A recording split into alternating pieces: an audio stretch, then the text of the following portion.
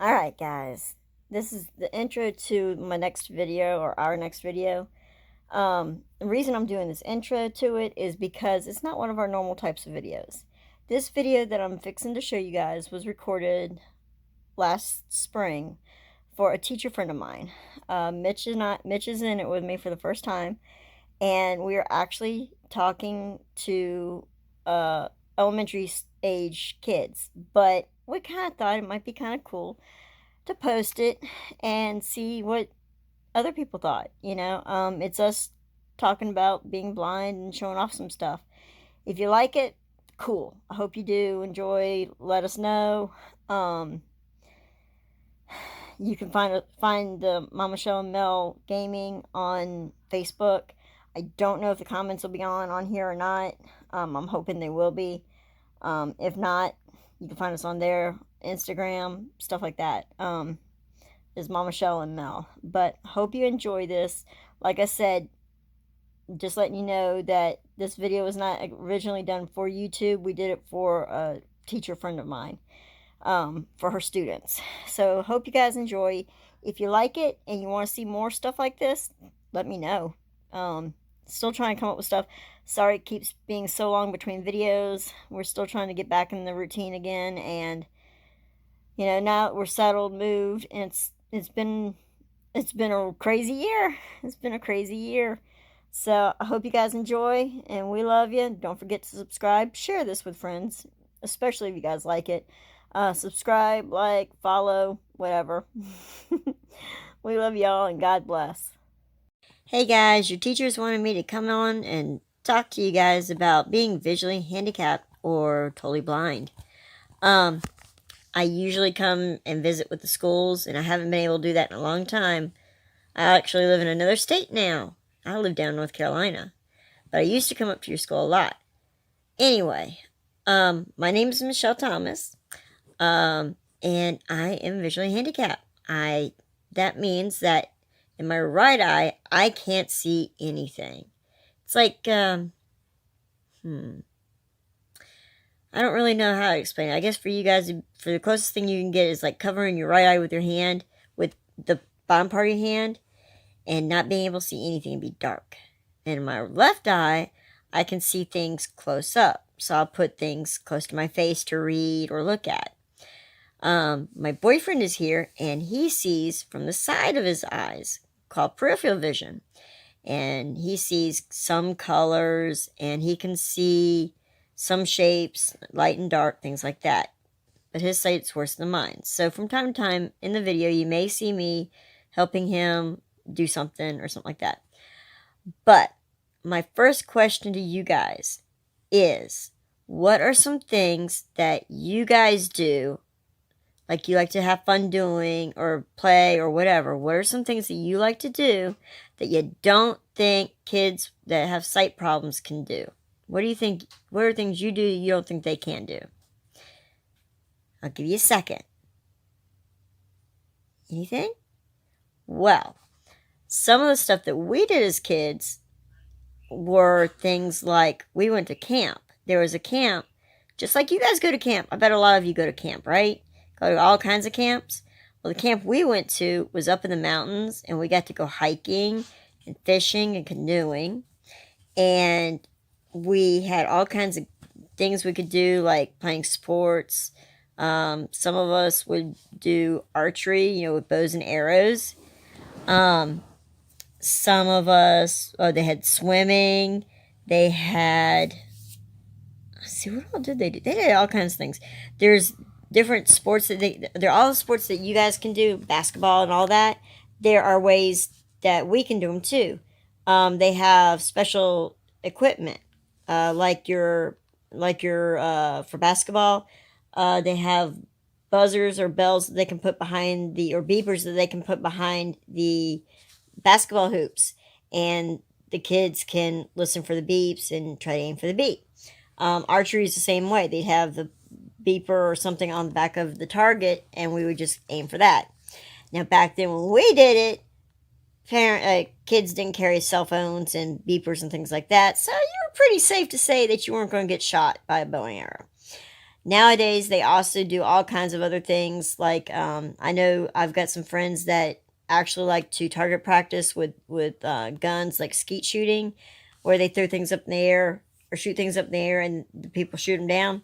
I've got one friend who actually does that. And she has pretty bad sight. I don't remember what her sight is. But they can do anything you do. They can do anything. When we were kids, Mitch, say hi, Mitch. Hey, how y'all doing? When he was a kid, his family actually taught him how to ride a bicycle. Of course, his mom would walk beside him when he would ride a bicycle, and he learned how to do everything. He can even drive a tractor or something around if somebody's helping him out, telling him where to go and whatnot. So there's a lot of things that we can do. Now, there is one thing right now that visually handicapped or blind people cannot do on their own. What is it? And I'm not talking kids, I'm talking grown-ups. What do you think it is? Again, I'll give you a minute to think. Okay. So, the one thing that I can think of, I don't think there's anything else. Probably nothing else. Yeah, there's only one thing, but it's in the works. It's driving. Obviously, because we can't see, we can't drive. But they are working on cars that can be driven by GPS. And I'm sure all you guys know what a GPS is. GPS is the thing that your parents put up directions on their phones or on their cars to help them get to new places. All right, so I'm going to stop the video for a second, and I'm going to start it back up again once we have things in place to show you things we can do. Things we'll talk about are things we use for reading and writing, things we use on a daily basis, like around the house maybe, or things like that. So give me a few minutes. You guys can talk to your teachers can talk to you some more, and ask questions and stuff. All right, we'll be right back. Okay, guys, I'm getting ready to start showing off the stuff that we have here. We've got a table full. I'm gonna try to give you all as much information as I possibly can in a short time. All right, so here we go. All right, so all this stuff is just some stuff that visually handicapped people use. So first off, for writing, people that are totally blind use a thing called Braille. Now, I'm sure by now your teachers have taught you or will be teaching you a little bit about that. They can find it online. I've got all kinds of stuff. Mitch right here in front of him has a Braille writer. It's a little messed up, but it'll work for now. It's like a typewriter. Before he shows that, this book right here is a really cool book. Teachers, you might be able to find it online. My dad actually got it for me years ago. It teaches sighted people about Braille. Now, Braille, if I can do this with one hand, is made up of, try not to drop anything.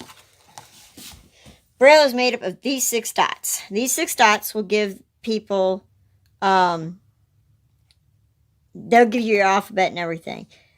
When you do Braille, it is raised dots on here. Mel's been playing with it, so you might be able to see little bumps. They kind of feel like little pimples on paper. But that's how blind people can read. They put their fingers on the paper, and they read with their fingers. Mitch, can you write just something, whether it's my name, your name, or something? Not including what Mel wrote. Yeah, well, we better skip over what he made. Okay, here we go.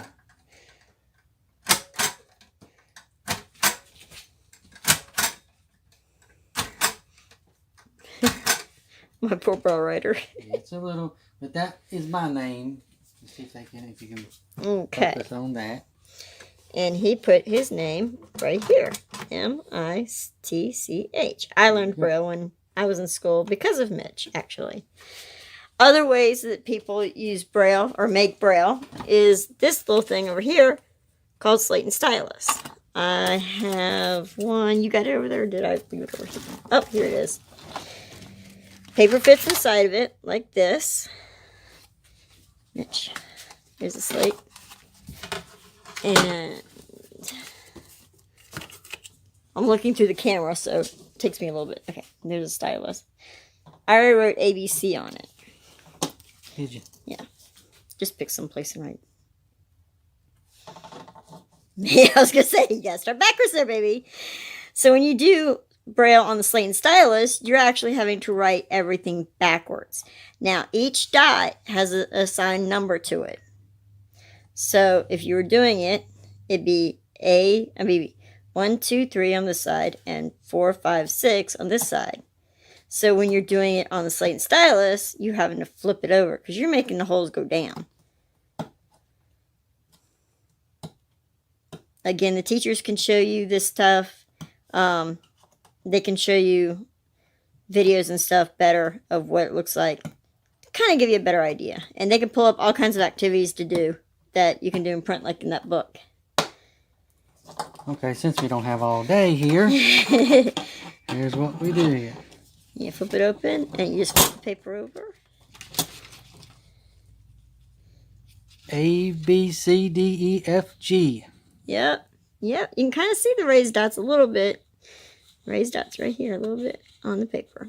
All right, so that's Braille. Now, for another thing, here, give me that. I'll get it out of your way. Here, put that up. Yep, I got it. Okay. That too? That too. All right, so as you see, I have a box full of paper over here. All right, so Mitch, what do you have in your hand right there? This here is called an abacus. It's what we do math on, just like a calculator. You can do adding, subtracting, multiplying, dividing, or you can just write a number down on it that you need to remember, just like a pen and paper or something. I use it for just remembering numbers now, but all the top ones are, each one of the top ones stands for 5, and all the bottom ones stand for 1s. And then you start out, that's 1s, 10s, 100s, like for your columns.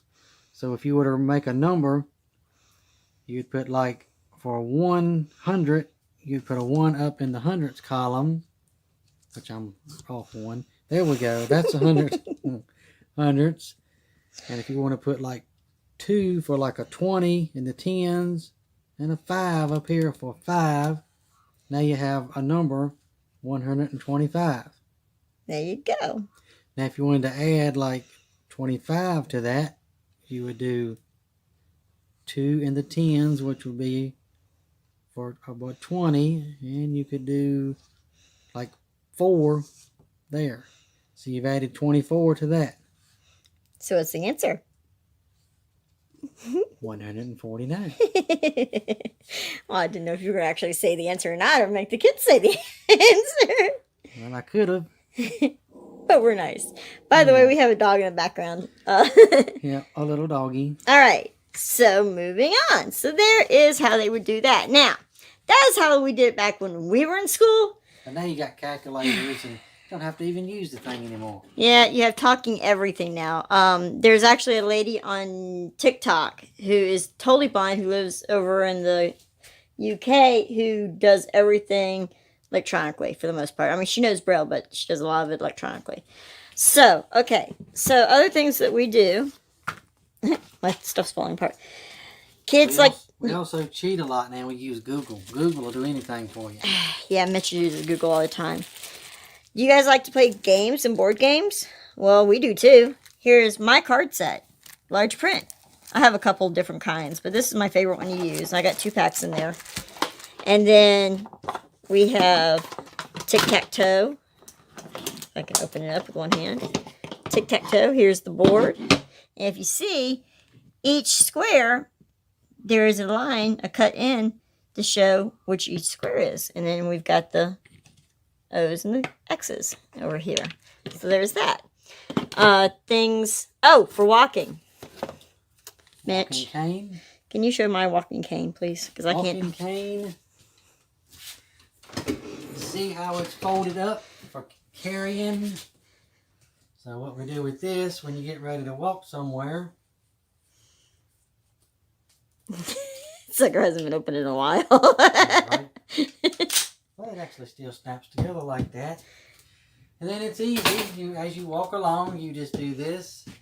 It help you not to run into anything. Let's see what we can find. What's this? See, I'm about to run into something here. Oh, run into something else, but anyway. Excuse the trash. Yeah, you just walk along, and it helps you not to bump in or fall off of a step, but you have to go from side to side with it, so both sides are clear. Dog toy laying on the floor there. Yeah, so keep from falling over a dog toy or a dog. When he's in the window, or when he's not in the window. But that's how that works. All right. So we've got that and that. What was it like being at the School for the Blind, Mitch? I really enjoyed it up there. I'll take the cane. That's how we learn everything. They do home economics classes where they teach you how to cook and clean. And we did shop class to learn how to do everything at home. Carpentry, electronics, plumbing, anything around your house that you need to do. We can do the same stuff you guys can do. We just do it a little differently. Just a little different. For instance, your parents like to cook? We do too. I love baking myself. Have you ever noticed how each size measuring spoon and measuring cup, they're a little different size? Well, as long as you keep them together like this, you can know which size you've got. Or, if you can see color like I can, you memorize which color is which size. So, my fourth, my third, my half, my cup. My measuring spoon's the same way. I've got measuring spoons right here the same way. Obviously, I'm not doing so good.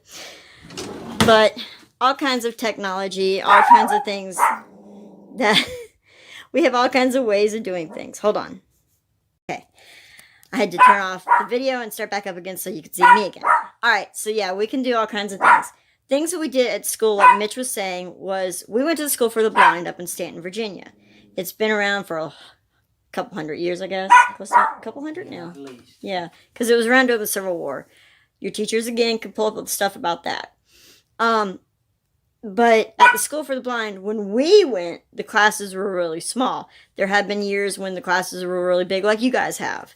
But our classes, for our history class, when I first started VSDB, Mitch and I shared that class. And there was 1, 2, 3, 4, 5, 6, 7, 8, I think, in that class. I think it was 8. It was 8 boys and me. Yeah. And then I had another class where... Did you have any when you were by yourself? In a class by myself? Uh-huh. No. At least 2. Yeah. Yeah. We had classes where there was at least 2. I don't think I had a class by myself at all. But I did have at least one class that was 2 people. That was my gym class. And things we did in gym were just like you guys do. We had... you guys have bicycles and tricycles. We had tricycles that we rode around on the pavement up in front of the school. In the courtyard, that's where the basketball hoop was. We did walks. I hated those things.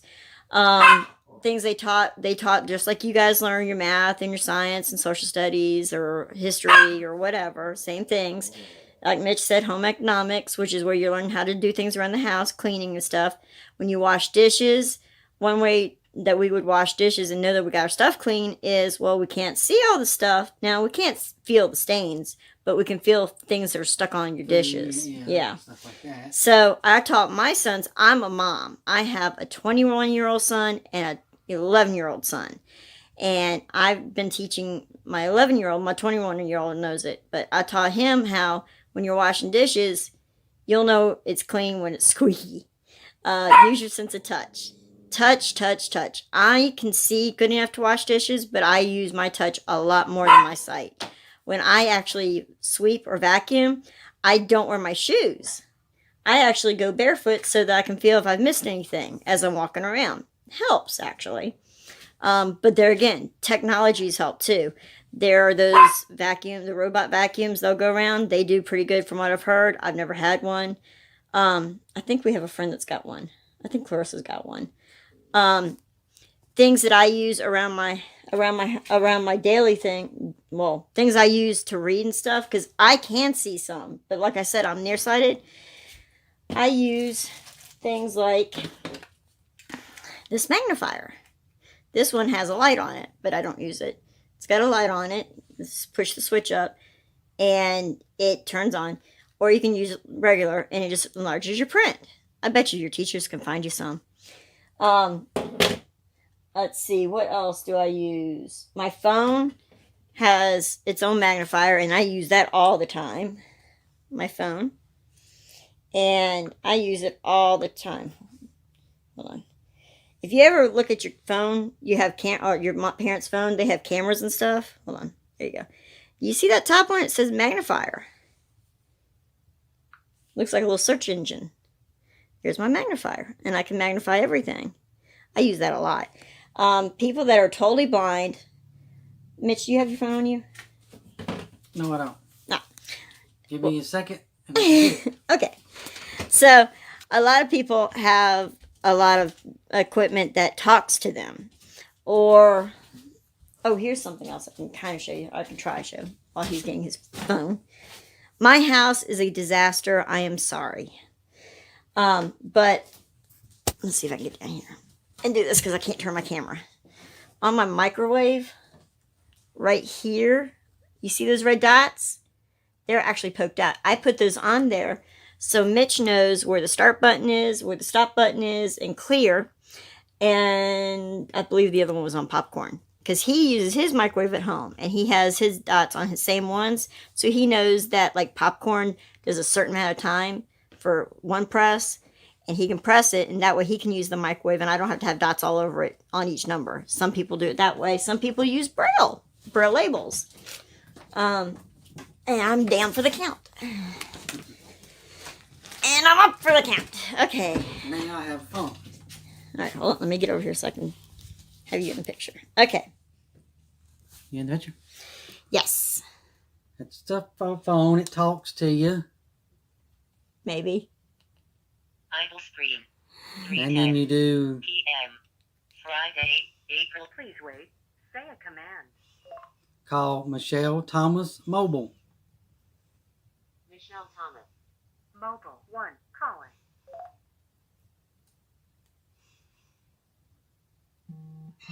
There we go. There's Mitch calling me. But anyway, you can call. It tell you who to call and to call them.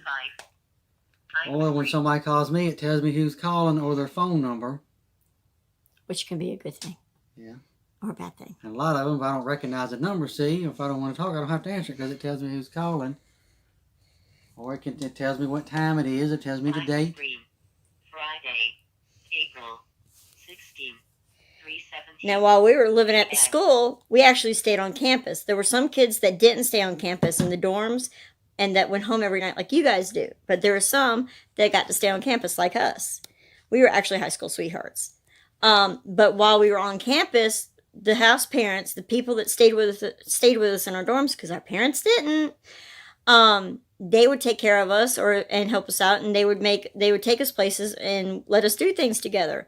Some of the stuff that we got to do together. Come on, let's go back over here in the living room. Some of the things we got to do together. Oh, that's something else. That is something else. Mitch, grab my arm. We're gonna do it. The arm I don't like, but Okay, here we go. all right. Mitch is holding my arm. Let's see if I can get the camera. Mitch is holding my arm just above the elbow. And I sight guide him. I show him where to go because I have sight. Don't worry, Mitch, there's no cliffs. All right. So I can get him around. He can move a little bit quicker that way and he doesn't have to use the cane. I forgot about that technique. And guide dogs are another way. All right, so things we did right quick, and we'll finish this video up. Things we did in school. On time when we were done with schoolwork and all, we of course had our time when we had to do our homework just like you guys. And just like you guys, we had chores that we had to do in our dorm rooms. We had to keep our rooms clean, make our beds, do our laundry for the older ones, of course. Everything you guys have to do in your rooms and stuff, keeping your rooms clean, keeping your toys picked up, all that, whatever you had to do, you had to do. We'd get in trouble. If we didn't do our stuff and we'd get grounded in a way. But we had fun. But things, if you were good and were able to do things we did was there's some kids that did have video games and they could play. But back then it was the Genesis? Sega Genesis and Atari and and Nintendo. Wasn't it? Nintendo game. Yeah, Nintendo. So like Game Boy and things like that. There were some of us that could do that, that could see good enough. I actually still like to play video games. I play Minecraft. And then other things we did, we had dances very often. Usually, if we were on campus for 2 weeks, on the weekends that we stayed on campus, he would be the DJ for our dances, and we'd have dances, and that was a lot of fun. And then when we got to where we were going home every weekend, they made us a place for us all to hang out. It had a snack bar, and we'd do dances. They had pool table, and see, I think they had air hockey one too, didn't they? They did, yeah. So we did a lot of cool things. We do things just like you guys do.